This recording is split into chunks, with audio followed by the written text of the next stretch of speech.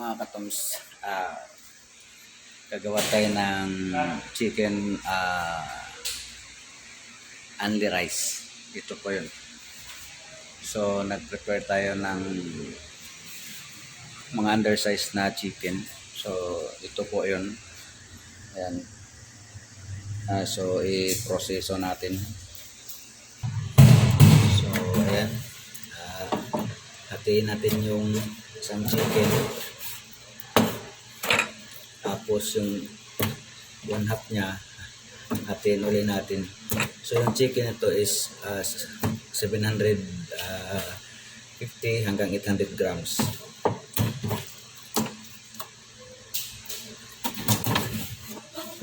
So ito.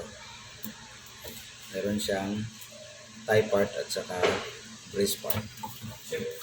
Tatanggalin natin, ipapalabasin natin siya sa buto. Kasi pag hindi siya natanggal na ano yung mga joint niya, pag niluluto siya, liliit siya ng liliit ng ganyan.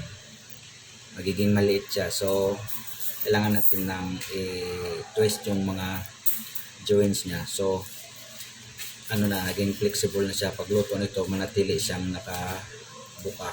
So ito yung kalabasan niya.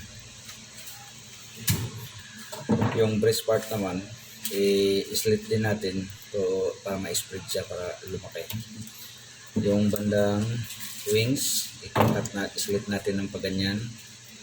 Tapos sa ilalim nito, doon din natin i-slit siya para lumaki.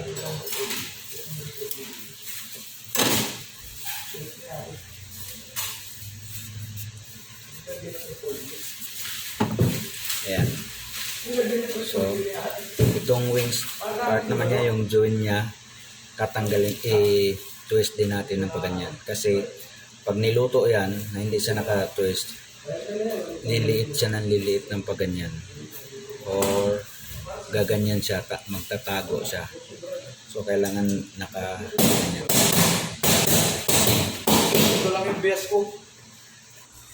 So ayan na po yung mga na cut na natin.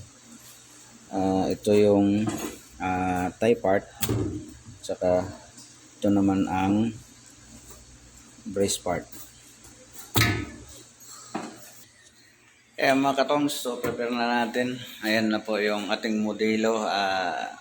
Kasama siya siyang buhay na saksi sa mikos-mikos. Ayan guys, yan yung marination natin. So, yung marinate natin. Let's go.